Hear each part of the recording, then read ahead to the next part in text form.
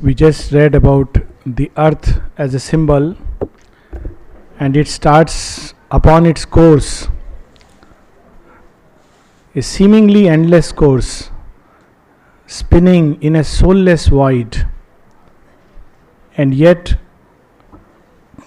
in that thick of night, the divine has sown into the heart of earth, as a divine farmer, the seed of a divine idea. And this seed she would bring out in time to come. But before, as we know that before a seed comes out, we have several stages in the process. We have tilling of the soil, which pain comes and does. Pain is one of those attendants. He comes and he tills the soil, hard soil. It wakes up matter from its cosmic drowse. We just heard about the cosmic drowse, and pain comes and tills the soil. And then different gods come and they water it. And some of the gods come, they put water. Others come and they put the mud and the mire, the waste, which we don't like, but that is as much necessary for the seed to sprout as the water. As we know that all plants require these two while they are buried in darkness. For a long time, as children of division, as children of Diti, we grow in the womb of darkness, ignorant of our journey, ignorant of our fate. But a time comes when we are ready for the light. And something cracks in the crypt of matter, and outpours the revelation and the flame. Aurobindo speaks about it.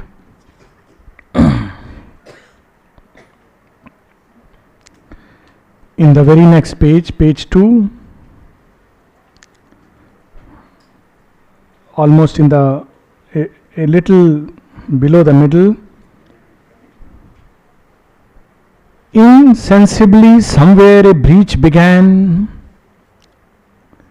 a long lone line of hesitating hue, like a vague smile tempting a desert heart, trouble the far rim of life's obscure sleep.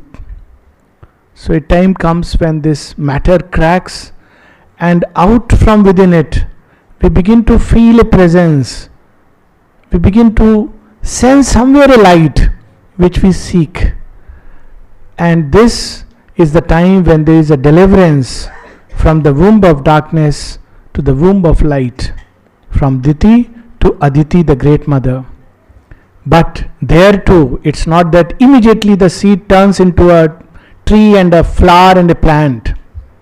Before a rose blooms, there is that fragile stalk. And before the bud comes, the thorns grow, and the weeds come around, and the animal browses in the fence. And all this long journey we have to go through, just by the mere fact that from Diti we are born to the mother Aditi, which means from the womb of light and division, we are now aware that there is something like light and oneness. There is something like a great truth which we are here to know and feel and live. Yet there is a time, through time these things are worked out. And this same journey of earth and the seed inside it, what really is hidden inside that seed, Aurobindo describes a little later in book 1, canto 4, page 50. Page 50, we have a similar description, but now he brings earth as the earth goddess. She is a goddess. And what a goddess, because really the labor that she is engaged in, no other god could ever do. And therefore she is, of all the gods and goddesses, this one of the supreme goddesses. In fact, the Puranas call her as just below the supreme. She is a supreme goddess. She has borne all the difficulties, the trampling hoofs of time. Chariots of Titan kings have driven through her. cleaving her heart with blood and tears and sweat, and she is not grown weary. How can we, children of earth, sons of the soil, grow weary? So here is the goddess of whom our matter is born, along a path of aeons serpentine, in the coiled blackness of her nascent course. We just read about earth wheeling, abandoned in the gulfs. Here he describes it as along the path of nascent course. It's like it doesn't know what's going to come next. And that's the beauty of earth, and that's the difficulty of earth. With all our great pundits who come to predict, with all the fortune tellers and the forecasters and the analyzer, we don't know what is going to happen next. And so it moves along the nascent course. The earth goddess toils across the sands of time. And who toils within her? A being is in her whom she hopes to know. She hides within her mask the great being. He who sleeps above on the ocean of milk, the ocean of knowledge, the ocean of delight, and creates everything out of his omniscient sleeps, hides himself in the depths of matter. And awake, he is the master of the stars. A being is in her whom she hopes to know. A word speaks to her heart she cannot hear. A fate compels whose form she cannot see. In her unconscious orbit through the void, out of her mindless depths she strives to rise.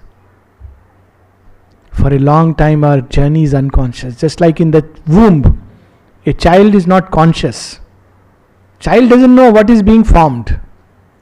But the mother knows there is a baby inside, and the wisdom hidden in nature is toiling to shape it.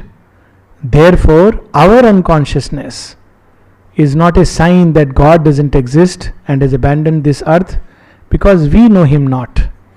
This is the logic. Aurobindo would tell us, the limits of our sight are not the limits of light.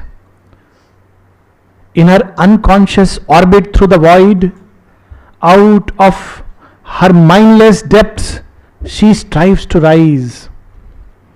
And what comes? A perilous life her gain, a struggling joy.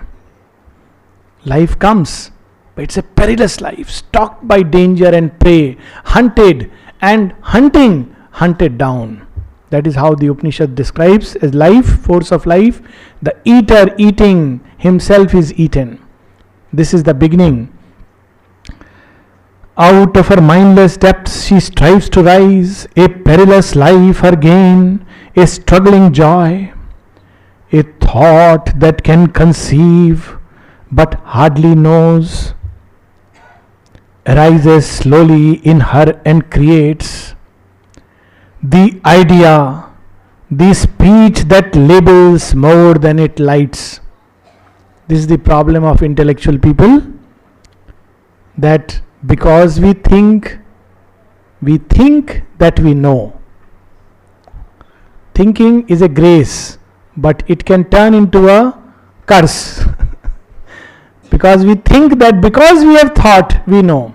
We can think about the divine, we can talk about the divine, we can give very nice speeches, and we have read all the Shastras, and we can write a book on the divine, and of course the supermind, why not? But as the Upanishad would say, we know it not. Avijñātam vijanata vijñātam avijanata. He who has thought of it knows it not. He who has not the thought of it knows it. This is the paradox.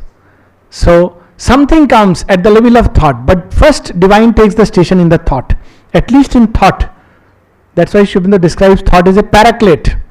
It is a bird which is like a reconnoitering bird. It goes from this point to that point, comes back and tells us something. So it's a paraclete. So here we hear this idea, a thought that can conceive but hardly knows. Conception of the divine is not knowledge of the divine. It's not jnana. The true jnana is revelation, self-revelation. In the synthesis at one place, Aurobindo says that yes, an intellectual understanding can be a preparation, even a great and powerful preparation for a powerful yoga. But at the end of all this intellectual labor, we may discover that even though we have read everything that could be read about the divine, even though we have heard everything that could be heard about the divine, yet we know nothing about him at all. So Aurobindo tells us, thought, here it just gives a seed idea, that thought is something which conceives but does not know, arises slowly in her and creates the idea, the speech that labels more than it lights. Here is Aurobindo's humor. Aurobindo is several places such a profound and subtle humor in Savitri. What a dig he is taking at human speech by labeling a thing. Do we know? We don't know. We can use a term like overmind and rattle out from Life Divine that overmind were the phalanx of the sun. So easy, it labels more than it lights. It trembling gladness that is less than bliss invades from all this beauty that must die. Therefore Satyavan must die. This is the state of our present mortality, not of our either our essential actuality and not of our eventuality, but in the middle all this beauty must die. Such is the law. Alarmed by the sorrow dragging at her feet, and conscious of the high things not yet won, ever she nurses in her sleepless breast an inward urge that takes from her rest and peace. This is the great insomnia that we as earthly beings suffer. Nobody actually ever sleeps, because in truth the mind never sleeps. It keeps wandering from here to there and there to there. Even the body doesn't sleep because all the vital organs are active. In fact, there are states in which constantly everything is going up and down. Why is that happening? The vital doesn't sleep. Nothing sleeps. What happens is we become unconscious of the outer reality, and for a while we take respite from that, hopefully. Sometimes there is no respite because that inner reality can be very terrible in which we land up.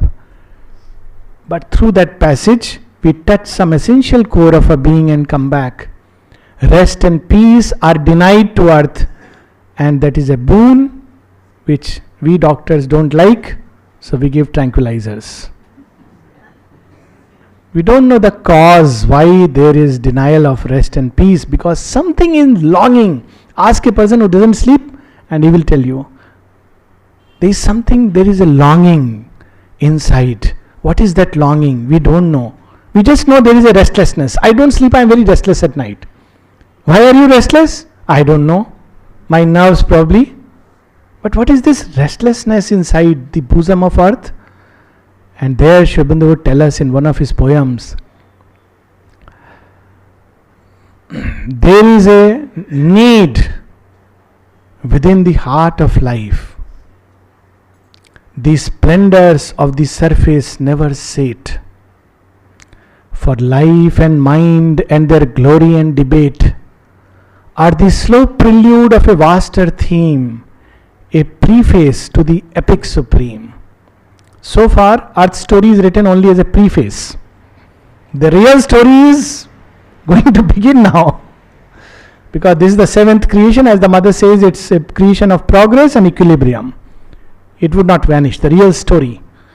So, we are the sleepless children of midnight who are ever restless, never at peace, because something is in us which would never allow us rest and peace. And Aurobindo would tell us in another canto at another place that this restlessness would be, this traveler goes on. We'll just take a flip a little and then get back to that. Because so beautifully Aurobindo links us one thing with another. On page 72, we'll get back to page 50. Now he's speaking of us, the soul within us, the traveler inside us. Almost in the middle, he sails through life and death and other life. Our journey doesn't end. We simply change ports. We sometimes change ships. But the journey doesn't end. We land back on the same ship, Earth. He would describe it as matter's deck to a spiritual sun. This Earth is a ship. And in this ship, out of this ship, the mother wants to create a supramental ship. Matter's deck to the spiritual sun. He sails through life and death and other life. He travels on through waking and through sleep. And we all know that when we are sleeping, whether in the aircraft or the train, the travel goes on. Our unconsciousness does not mean that God is unconscious within. That's why Savitri gives so much hope. A power is on him from her occult force that ties him to his own creation's fate. Who has created this universe? Who has created this bondage? We have tied ourselves to this creation. What a beautiful revelation this is. It's not some Satan, not some dark god, not some Maya which has put us and tied us and told us struggle. Then one day some saint will come and make you free.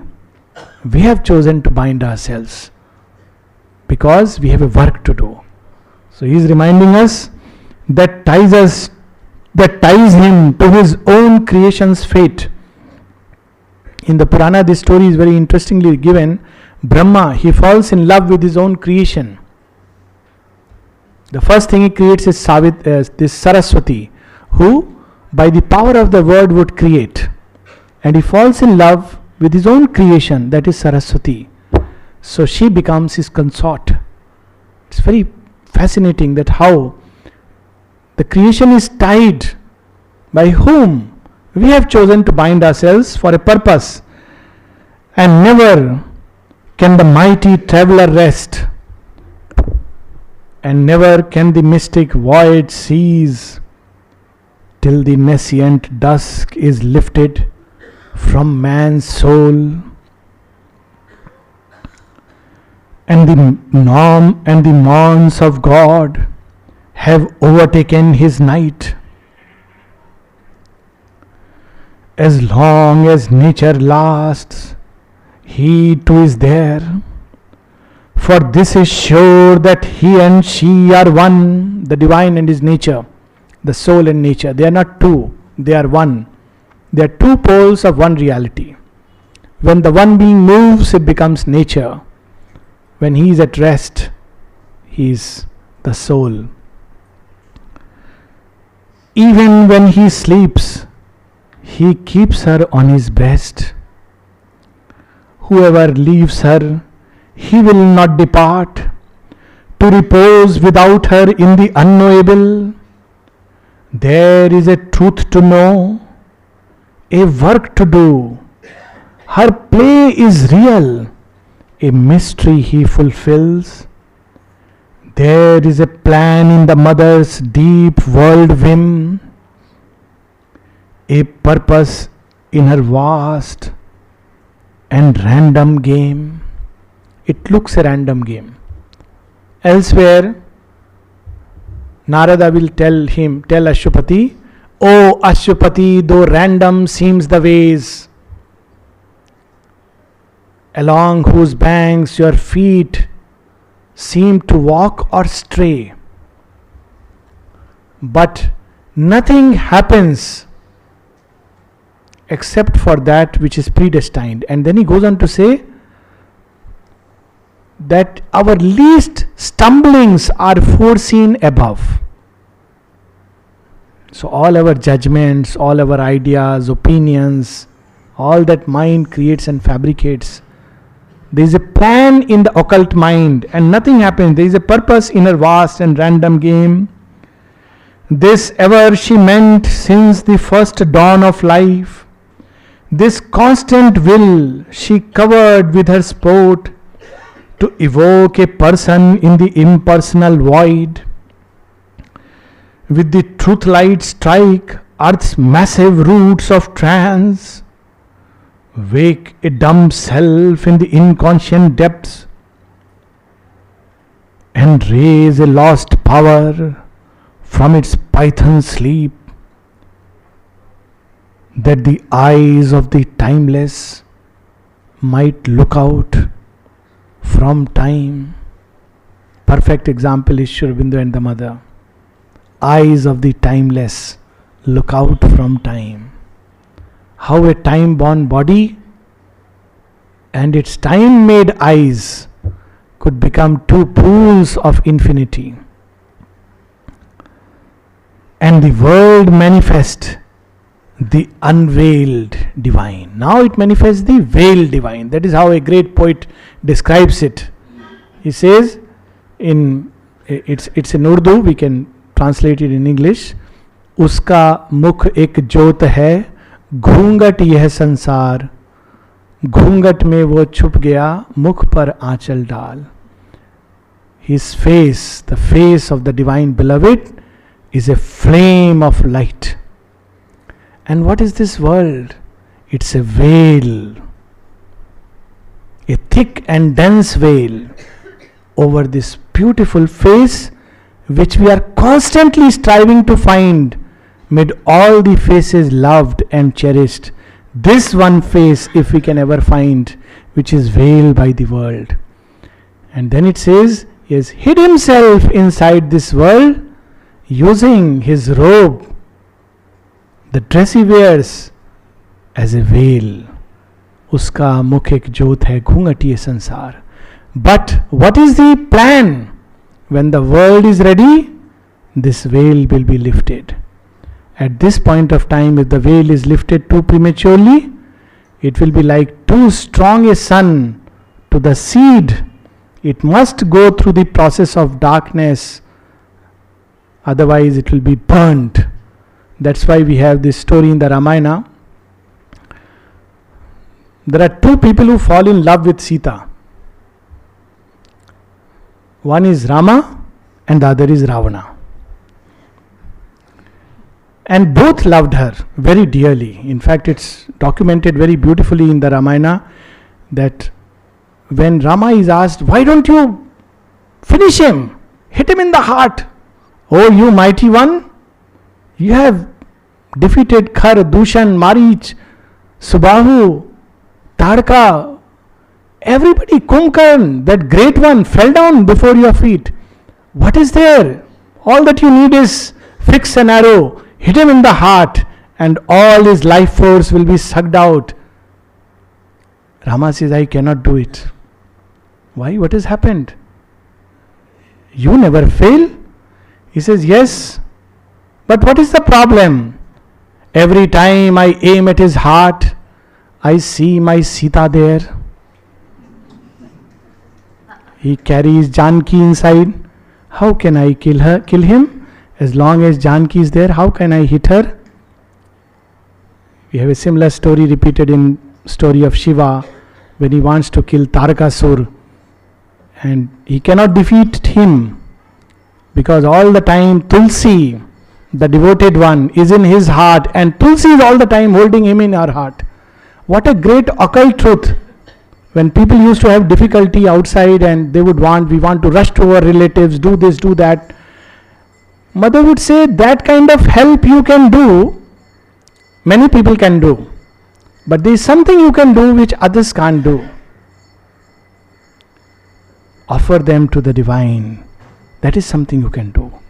So this is something which is hidden in the heart of earth. And yet Sita veils herself, otherwise Ravana cannot find her. That is why it is said that before she is kidnapped, she consents to be kidnapped because of the great Leela. Ravana must be given his chance.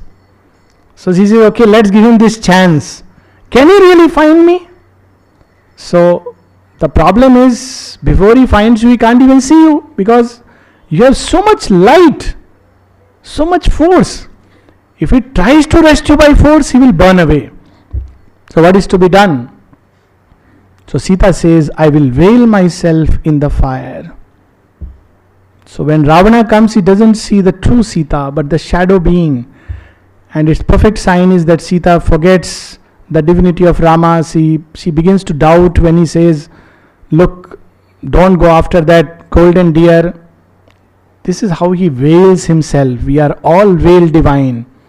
And what the divine wants is to create this matter ready so that we can become unveiled divine. Not disembodied and dismembered divine as we now want. Leave this world, leave. At the first sight we want to leave this world. And it's so easy to do that actually. It just requires to visit one of the graveyards and very soon we'll feel like we are out of this world. But so much difficult to create an unveiled divine. We can come back to page 50 where we have again this, what is it that she wants to create? Ignorant and very and invincible, page 51, fourth line. 51, line number 4. Oh, 51, yes, that's right. We have gone back to the previous passage.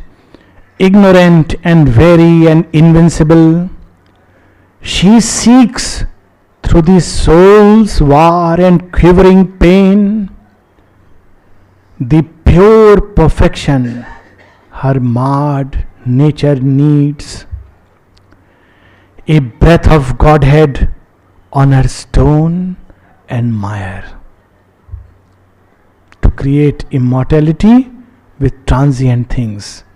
A breath of Godhead on her stone and mire. A faith she craves that can survive defeat. The sweetness of a love that knows not death. Can we imagine? We don't know when Savitri was born. We don't know, there was perhaps those days there was no birth certificate. We don't know what era was it, whether it was Vikrami Samvat or BC or AD or which calendar was being followed. Tens of thousands of years have passed and Savitri's name survives in the hearts and lips of men. What a great magic is this. So much so that every year when there is this Savitri Puja, at the end one says, thus may it be for everyone. And we ignorantly think, oh, Aurobindo has come 5th December 1950, he has gone. 17th November 1973, Mother has gone. What will happen now? What will happen now? And what did Mother tell us? Aurobindo's birth is an eternal birth in time. As long as earth lasts, his name will be remembered. Spiritually, it is the birth of the eternal upon earth. The proof is the living legend of Savitri. Nobody knows. Now, of course, they are doing a research on Rama, and every time there is a ZTV shows that how even Rama legends are all there true, even the spots. It's not the purpose that whether it's true or not and how much is. The idea is that the idea persists. Christhood persists. Buddhahood persists. Krishna persists. And we continue to strive for Krishna, for Buddha, for Christ within us through the path they have shown. Therefore, Savitri lives and strives us to seek immortality. And as he would tell us, even use the ways of immortality. The sweetness of a love that knows not death. Hers is the love that does not die. Our is the love which dies before the lover is gone. Here is a love that survives defeat and death. That's why Aurobindo would tell us, it's the story of conjugal love conquering death. How beautiful.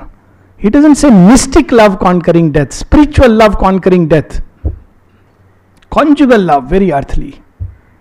And yet it can conquer death. So Savitri comes to tell us the sweetness of a love that knows not death.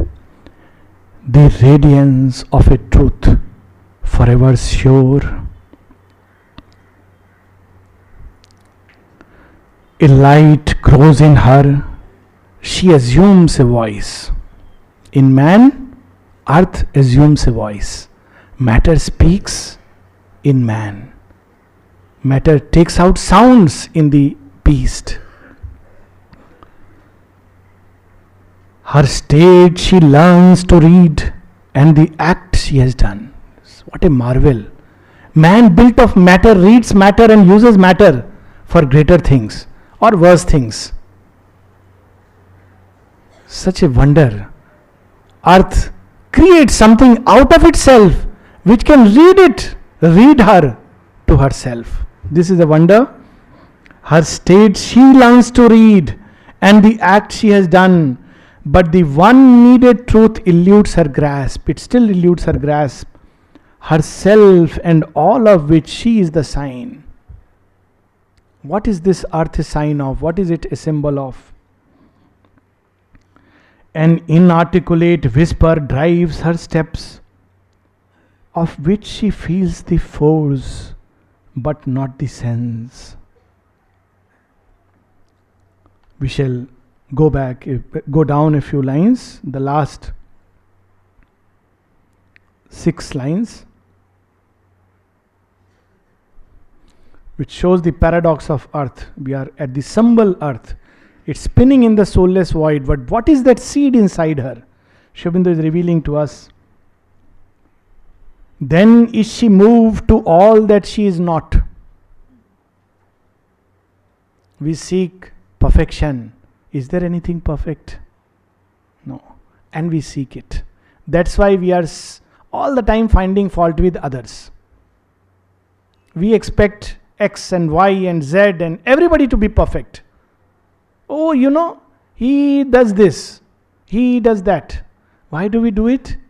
Because actually we are looking for perfection. The unfortunate part is that none of us is perfect. So there can be 2 philosophical thoughts from this. One, nothing is perfect. Nothing can ever be perfect. Now this second is an illegitimate extension of the first. The first is the statement of fact. The second is an illogical and an illegitimate illogic. Because nothing is perfect, nothing can be perfect. This is the logic death gives to Savitri. What are you talking about creating Superman and a new race?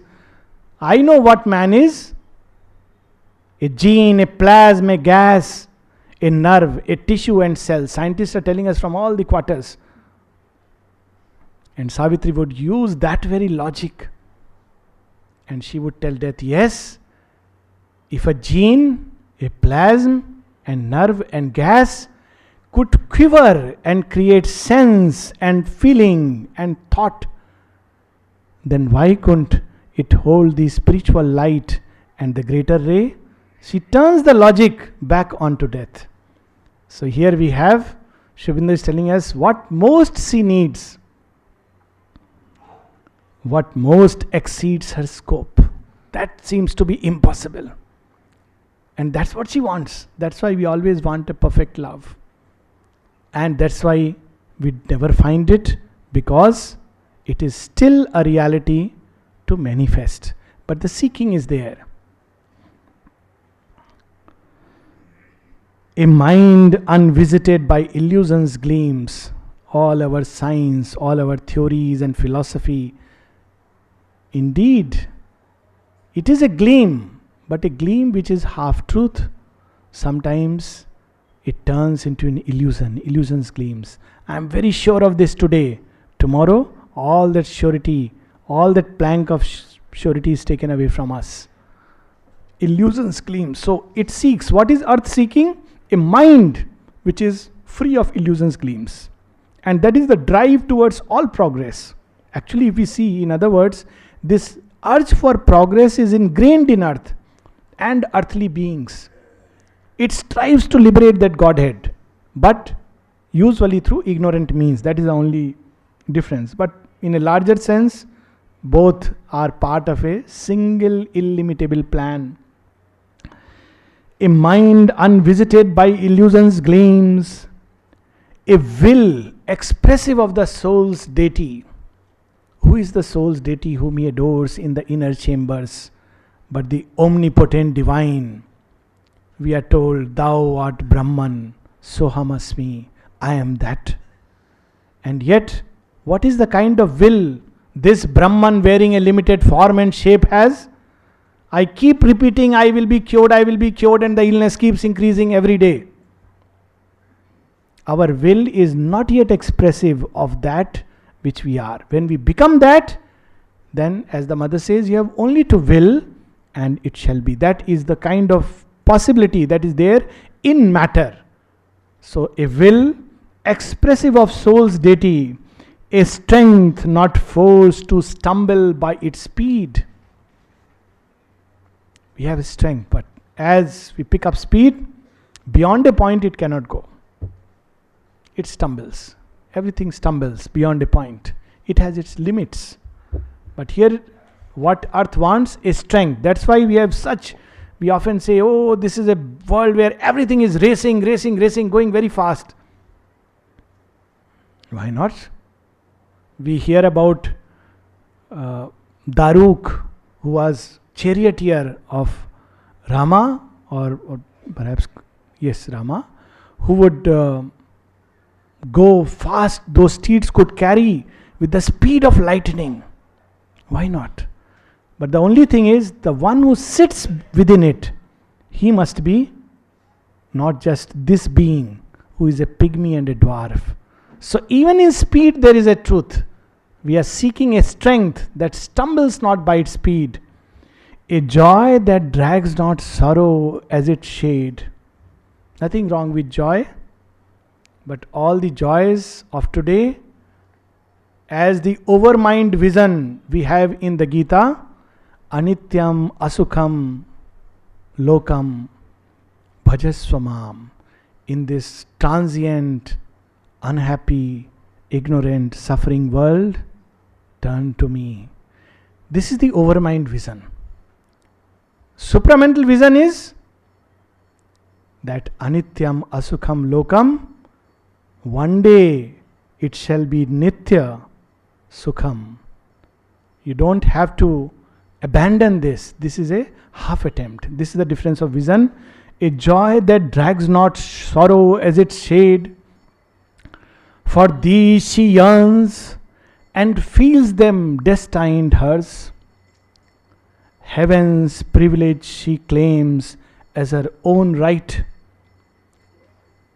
Just is her claim, the all-witnessing gods approve. It's already been sanctioned. In one of Aurobindo's writings, it is Asadoma Sadgamya, Tamsoma Jyotirgamya, Mrityorma Amritam Gamya. Below that, Aurobindo writes Tathastu and writes Aurobindo. Just is her claim. You have the right to seek joy. You have the right to seek love. Who said love and joy are undivine things?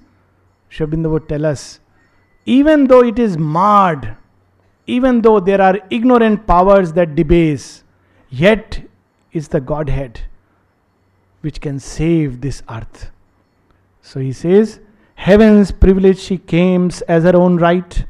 Just is her claim, the all-witnessing gods approve. Clear in a greater light than reason owns, our intuitions are its title deeds. Where is it documented that God has signed his signature that just is your claim? Reason would ask. So divine is telling us, no. Open further. The page where it is written reason, there it is written maybe, may not be. Go a little deeper, See what is written in the middle? Scroll it little up. God's scroll goes from below upward. So when we go from below upward, okay, at the level of reason you have not signed, go further.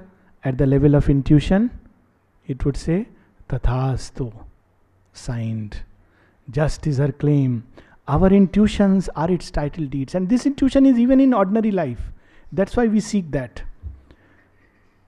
Our souls accept whatever blind thoughts refuse. Therefore, the earth refuses to die. Because he is there, the world forgets to die. This house is a big paradox. Everybody sees death all around, and yet we forget to die. Why? Yudhishthir answered it in a cryptic way. The most surprising thing Kimascharyam, is that every day we see death, but we think we are not going to die. Why not? Because we carry in ourselves something which is immortal. Indeed, we are immortal, wearing a mortal shape. Because he is there, the world forgets to die.